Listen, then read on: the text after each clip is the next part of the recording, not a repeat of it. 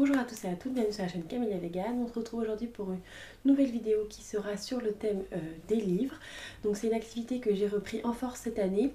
Depuis le janvier, j'ai lu 6 livres, ce qui est vraiment pas mal parce que j'ai des longues périodes où je lis pas du tout.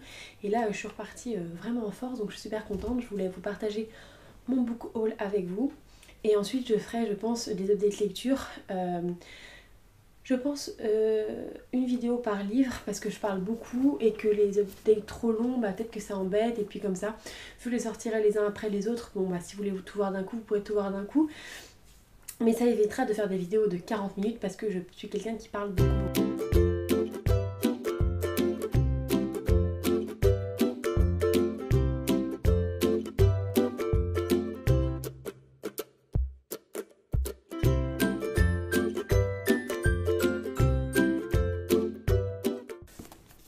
Pour commencer, je voulais vous présenter le livre Je veux manger ton pancréas, qui est un titre qui parfois dérange et rebute, et moi au contraire c'est bien pour cette raison que j'ai voulu prendre ce livre, juste et simplement à cause du titre que je trouvais super intriguant, super original et super accrocheur selon moi. Et bon, je voudrais vraiment vous en parler dans une vidéo. Je pense que ce sera la première vidéo que je ferai sur le thème des livres en update, parce que ça a été le premier que j'ai lu et puis parce que j'ai énormément de choses à en dire. Mais pour vous expliquer le résumé, parce qu'en fait, ça m'énerve un petit peu parce que dans les book hauls, ils expliquent pas l'histoire, ils disent pas ce qu'ils en pensent, alors c'est ça qui m'intéresse, mais finalement c'est pas le but d'un book haul, donc je vous ferai ça dans l'update. Donc là j'ai vu juste vous présenter rapidement les histoires des livres et ceux que j'ai lus, vous dire rapidement ce que j'en ai pensé pour ceux qui regarderont pas les autres vidéos. Mais en gros c'est l'histoire de Sakura, une jeune fille, une jeune lycéenne qui a une maladie du pancréas et qui va mourir dans moins d'1 an, et elle fait la rencontre d'un garçon qui n'avait au premier abord rien à voir avec elle. C'est quelqu'un de plutôt solitaire, qui avait du mal avec les relations avec les autres, alors que Sakura, elle, est une personne extrêmement extravertie, très joyeuse, et ils avaient vraiment rien en commun jusqu'au jour où ils découvrent la maladie de Sakura, et c'est le seul garçon, la seule personne du lycée qui est au courant, et par conséquent ils finissent par tisser des liens, et ça nous emmène à une certaine réflexion sur la vie, sur le temps qui passe, et finalement on va tous mourir. Alors pourquoi on a tous une vision différente si on va mourir dans 1 an ou dans plus? Parce qu'elle dit bien la chose, on devrait apprécier le même repas, parce que ça se trouve demain ce sera toi qui seras mort et pas moi. On ne connaît pas la fin de notre vie, donc on devrait tous profiter à fond, à fond, à fond, alors que lui il vit plutôt de façon morne et taciturne, une vie un petit peu insipide. Donc voilà, ça me remet plein de choses en question sur comment on vit la vie, comment on la perçoit, et puis surtout notre rapport au bonheur. C'est une lecture que j'ai adorée. Et en fait, il y a une petite anecdote sur ce livre, c'est que j'avais directement vu les mangas et je pensais qu'il y avait un tome 2 par conséquent, donc je suis vite retournée en librairie pour acheter le tome 2 et sans me poser de questions, j'ai vu qu'il n'existait pas en livre, donc j'ai posé la question, j'ai dit non mais est-ce que vous l'avez pas le tome 2 mais en roman? Ils me font non, c'est pas encore sorti. Donc moi je me suis dit ça se trouve c'était des mangas qui ont été adaptés en roman. Et en fait il s'est avéré que la personne qui m'a conseillé ne connaissait rien à ce livre, parce qu'en fait c'est juste ce roman qui a été adapté en 2 mangas. Donc je me suis retrouvée avec un manga qui, dès que j'ai ouvert la première page, ça racontait quelque chose que je savais déjà. Donc en fait c'est quand même avec plaisir et délectation que je me suis replongée dans l'histoire de ces 2 personnages, et je vais acheter le 1 pour avoir la série complète, parce que finalement je m'étais imaginé tout plein de choses avec ce roman, mais rien n'est plus beau que les dessins. Enfin, j'ai vraiment apprécié. Donc voilà pour le premier achat de livre.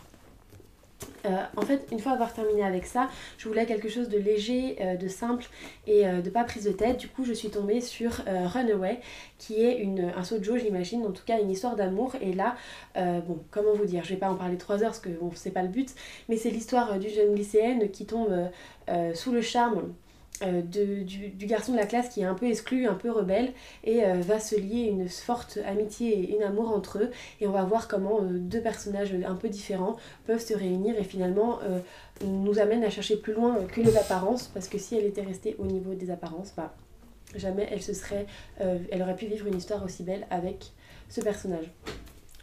Donc c'est une histoire sans surprise, c'est vraiment un petit bonbon qui se lit rapidement, j'ai vraiment apprécié, mais bon, c'est pas exceptionnel et il n'y a vraiment pas des cliffhangers de fou, c'est vraiment pas extraordinaire, mais c'est vraiment une lecture que j'ai lue au travail qui m'a plu et que je vous conseille quand même, parce que en fait j'avais envie d'y retourner je posais le livre.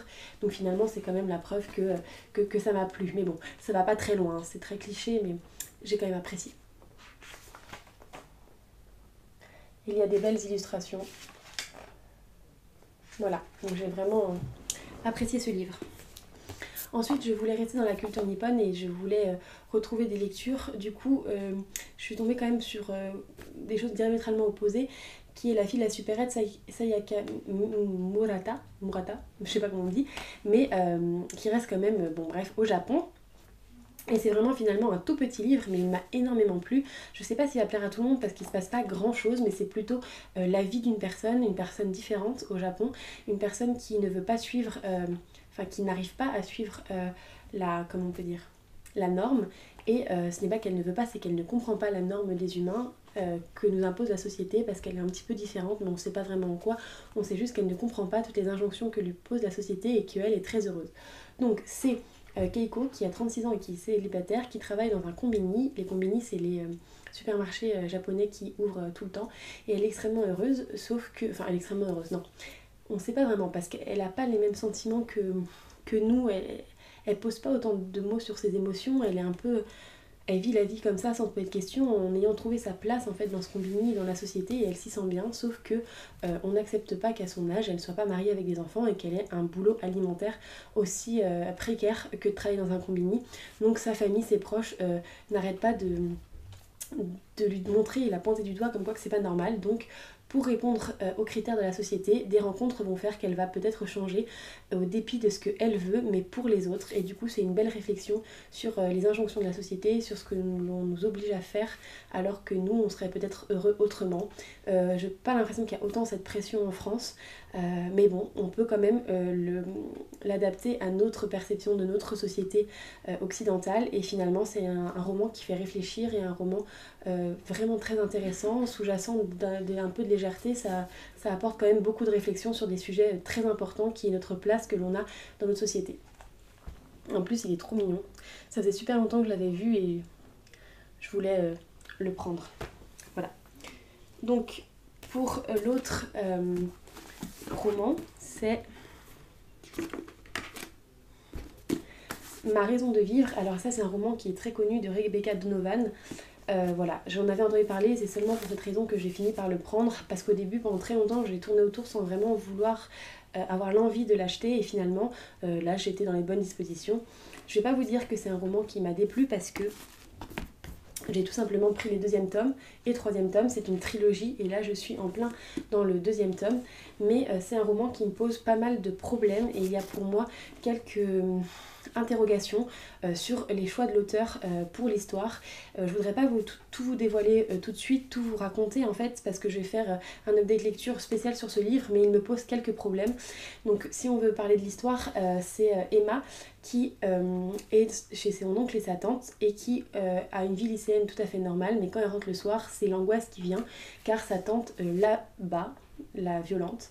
Et c'est l'histoire d'une personne qui veut réussir sa scolarité et réussir son avenir pour pouvoir fuir chez elle, et qui amène tous les problèmes que ça peut évidemment apporter, le stress, comment on peut vivre ainsi avec les amis, avec les petites amies, avec les profs, etc. Et ça nous amène plein de réflexions très intéressantes, mais j'ai un gros problème sur le secret de cette Emma. En fait, pour les raisons pour lesquelles elle garde le secret, je trouve qu'elles sont vraiment trop bancales. Les raisons pour lesquelles elle ne dénonce pas sa tante sont beaucoup trop légères selon moi. Si ça avait été une vraie personne qui m'avait raconté ça, je ne me serais pas permise de juger. Mais là, placer tout un roman sur cette problématique, en fait, t'as juste envie de dire vas-y, dénonce en fait. Parce que la raison pour laquelle elle le fait pas est beaucoup trop légère.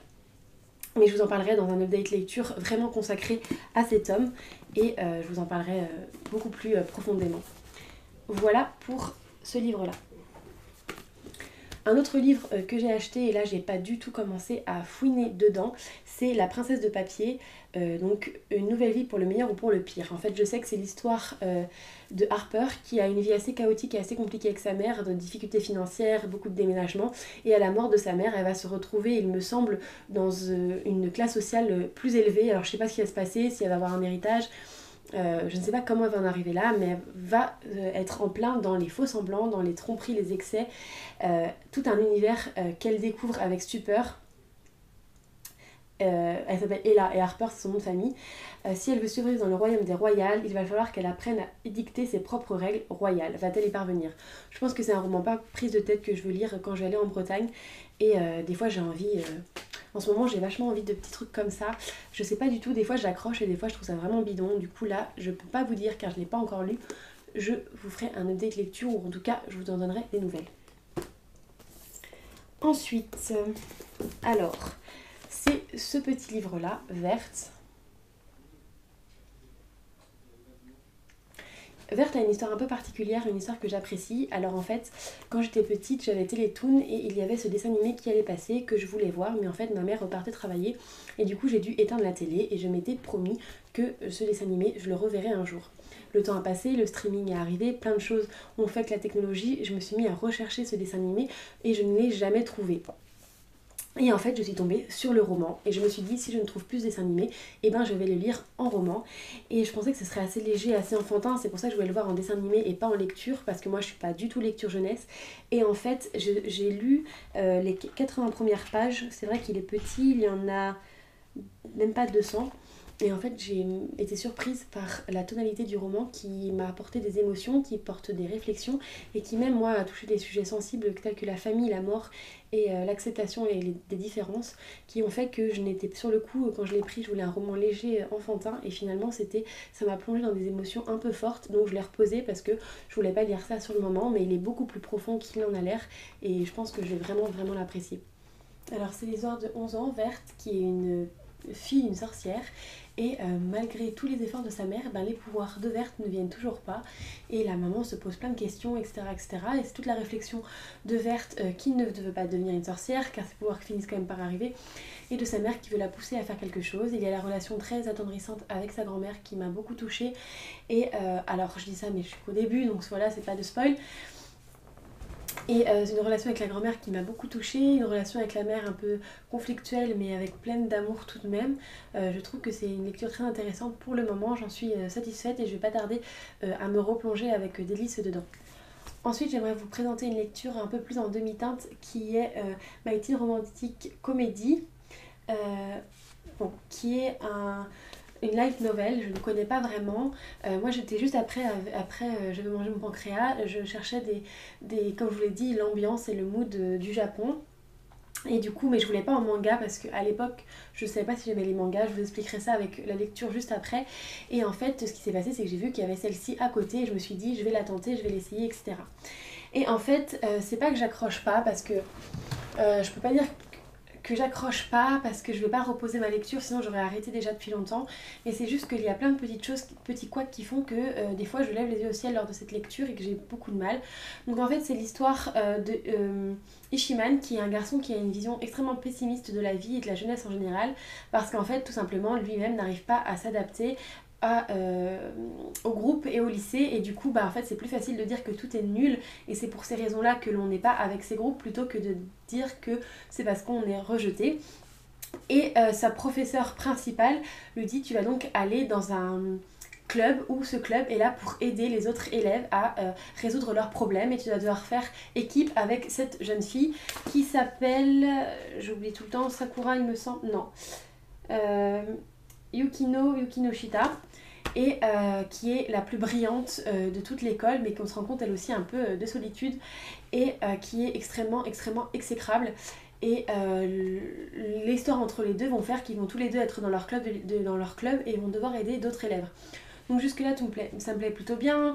Il y a une personne qui vient pour faire des gâteaux, il y a une personne qui vient pour faire lire son manga, etc. Mais ce que j'aime pas c'est les personnages en fait. J'ai énormément de mal à m'attacher aux personnages parce que cette petite demoiselle est exécrable, ce petit monsieur est complètement infect, et le plus insupportable c'est leur professeur principal, parce que eux à la limite ils peuvent être comme ça me dérange pas. Mais le professeur principal, qui est une femme, a des comportements mais complètement irrationnels, genre elle l'attrape par le bras, elle donne un coup de pied à son élève, vraiment je veux bien qu'on soit dans de la fiction, mais je veux qu'il y ait un minimum de cohérence dans l'incohérence, en fait, vraiment. Et là, je trouve que ça part beaucoup trop loin, c'est vraiment inutile dès le début. Hein. Là, c'est aucun spoil, parce que dès le début, c'est l'histoire avec le professeur, et même lui, comment il parle à son professeur, enfin, ça arriverait jamais dans la vraie vie, je trouve ça vraiment bizarre. Après, je suis pas du tout habituée aux light novels, je suis pas du tout habituée au genre du manga, ou alors au genre... light novel, shoujo, etc. Shogen, je sais même pas comment on appelle ça. Mais là, en voulant un peu me plonger dans cet univers, j'ai vraiment du mal avec ça. Alors que l'histoire en soi, ça me plaît bien. Moi, qui doivent aller aider des personnes pour résoudre leurs vœux, je trouve ça plutôt pas mal. Mais c'est vraiment les réactions et les caractères des personnages dont j'ai du mal à saisir la réalité. Et j'ai du mal à saisir l'intérêt, en fait, de l'auteur a pu avoir à aller si loin dans les traits des personnages, notamment du professeur principal qui est complètement loufoque. Et en fait, ce côté loufoque me donne du mal à rentrer dedans. Mais je suis vraiment presque à la fin et j'ai tout de même le tome 2 parce que c'est une lecture qui se lit quand même dans les transports ou qui se lit pendant mes pauses de travail avec... En fait, j'aime bien, mais parfois, en fait, je lève les yeux au ciel et du coup, c'est un peu embêtant. Donc voilà. Je sais pas trop si je vous le... En fait, je vous le conseille pas. Voilà, si je devais en parler, je vous le conseille pas, mais bon, ça fait partie de mes achats. Ensuite, alors là, je voulais revenir sur le fait que moi, je ne lisais pas de manga. Les seuls mangas que j'ai pu lire, c'était, comment on appelle ça, les Dragon Ball quand j'étais plus jeune. Et du coup, je me disais que le format manga en lui-même, j'avais un peu du mal à me plonger en fait dans une histoire qui même, je lis jamais de bande dessinée, etc. Moi, je suis vraiment exclusivement roman. Et je pensais que j'aimais pas trop, mais c'est vrai qu'en touchant un petit peu au manga de Je veux manger ton pancréas, et ben je me suis dit je vais me lancer.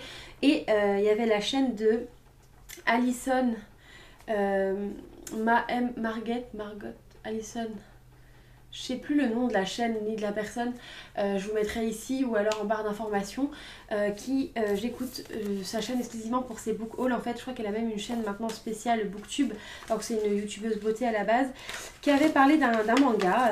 Je l'avais vu revoir dans son readathon, etc. Et du coup, je m'étais dit, en fait, quand je suis tombée dessus, je me suis dit, oh, j'ai envie de l'essayer ce manga. Du coup, j'ai pris le premier tome de l'Atelier des sorciers.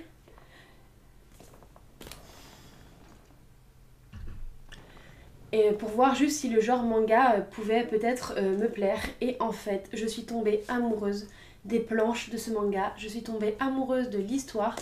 Ça se lit très très vite un manga, hein, évidemment. Mais vraiment, je trouve que c'était des planches mais tellement jolies. Voilà, peut-être que c'était certains types de mangas qui pouvaient peut-être me rebuter, mais en fait c'est parce que je ne connaissais pas assez de choses. Et là, je suis complètement tombée en amour des dessins, je suis complètement tombée en amour de l'histoire qui est extrêmement mignonne, extrêmement...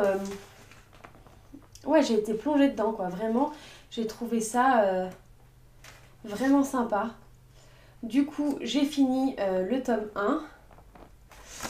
Et j'ai couru acheter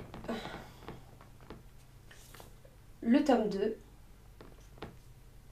puis le tome 3, et j'ai recouru pour enfin acheter le tome 4. Parce que je viens de terminer le tome 2, il me semble, là je commence le tome 3, du coup j'ai pris le dernier aujourd'hui, le tome 4. Je crois que c'est le dernier, hein. Je ne sais pas, dites-moi si vous êtes au courant, s'il y en a d'autres. En tout cas... dans la librairie, il n'y avait que ceux-là. Et franchement, c'est tellement agréable que je veux juste me replonger avec passion là-dedans. Donc pour parler de l'histoire assez rapidement, c'est en fait un monde dans lequel les magiciens sont là, mais tout le monde ne peut pas être magicien. Et c'est une petite fille qui, elle, n'a pas eu la chance de naître sorcière, de sorcier en fait. Et elle a beaucoup de tristesse parce qu'elle est complètement passionnée par la magie et c'est vraiment quelque chose qui la hante et qui l'habite. Et elle est vraiment trop triste que ça soit pas tombé sur elle parce que là-bas c'est que des vraiment personnes privilégiées qui peuvent tomber. Naître en fait en tant que sorcier. Et un jour dans son petit village, un sorcier apparaît et ce sorcier va lancer un sort et elle va regarder ce sort et là malgré elle, elle va tomber dans l'engrenage de la magie avec plein de révélations et en fait on ne s'attendait pas à ça en fait, on cache des choses à l'humanité et du coup elle va être complètement plongée dans cet univers et on va suivre ses aventures pour sauver en fait sa maman tout au long de cet tome. Et c'est vraiment des planches superbes, c'est vraiment des textes trop magnifiques. Et là je commence un petit peu à dessiner parce que j'essaye de me remettre au dessin et je prends à chaque fois que je vois une page, une planche qui me plaît, je la redessine rapidement au crayon. Et c'est vraiment des... Bah voilà, on est tous plus ou moins sensibles à des styles d'écriture, à des styles de dessin, et ceux-là sont vraiment un style qui me touche vraiment et que je trouve magnifique. Donc je me suis réconciliée, ou je me suis tout simplement intéressée au manga, donc je suis vite retournée voir ce qu'il pouvait y avoir qui me plaît dans les mangas, et aujourd'hui j'ai donc fait l'acquisition de La fille de la plage. Je l'avais déjà vue. Mais comme bon, à l'époque je ne pensais pas aimer les mangas, je l'avais juste regardé en me disant ouais, la couverture est super jolie, je l'avais feuilleté un petit peu et je m'étais rendu compte que je trouvais les dessins plutôt jolis. Du coup quand j'ai voulu me replonger dans les mangas, c'est tout naturellement, hop, que j'ai fait l'acquisition et l'achat de celui-là. Je ne sais pas du tout l'histoire, je ne connais rien. Sur la 4e de couverture, il n'y a rien. C'est juste ce magnifique dessin en première de couverture et du coup j'ai envie de me laisser tenter. Il y a un tome 2 et je ne l'ai pas voulu prendre directement parce que ça se trouve je n'ai pas du tout accroché, donc je préférerais retourner plutôt que de faire un achat impulsif qui fera que je ne vais pas forcément apprécier la lecture et pas vouloir m'y remettre. Mais je pense, vu les quelques pages que j'ai pu tourner, que ce sera un manga qui pourra parfaitement me plaire et me correspondre. Donc je vous en ferai un update lecture de toutes ces belles acquisitions que j'ai en ce moment. Et enfin, ma dernière acquisition du jour est ce petit manga. Alors, dans la campagne finlandaise, Tina et Nicolas tiennent un magasin de soupe qui fait fureur. Un jour, une boule de poils blancs entre dans leur maison par la fenêtre et se transforme plus tard en un petit être tout mignon. Donc là, c'est vraiment une lecture doudou que j'ai trop envie de découvrir juste parce qu'elle est trop kawaii. C'est tout. Pourquoi j'ai acheté ce truc, enfin ce livre, pardon. Et du coup, pareil, il y a d'autres tomes. Et là, je me suis dit, je me lance avec le tome 1 pour être sûre de ne pas faire d'erreur, vu que je tâtonne dans ce nouveau genre auquel je me mets. Et ben je voulais pas faire un achat qui serait inutile et si ça me convient pas. Donc là c'est vraiment, j'ai vraiment hâte tous les deux de m'y plonger parce que c'est un petit peu la découverte et je vais voir si ça me plaît. J'espère, je croise les doigts, mais je pense que je me trompe pas vraiment, hein. Mais bon. Et puis je vais terminer aussi cette petite saga l'atelier des sorciers qui est vraiment trop bien, trop bien, trop bien. Je crois qu'on a fait, bah voilà, on a fait le tour de tous mes nouveaux achats livresques. La vidéo est un peu longue. J'espère que ce thème vous plaira parce que moi c'est un thème qui me tient vraiment à cœur. Merci d'avoir regardé cette vidéo et je vous dis à très bientôt pour de nouvelles aventures sur la chaîne et pour l'update de tous ces livres.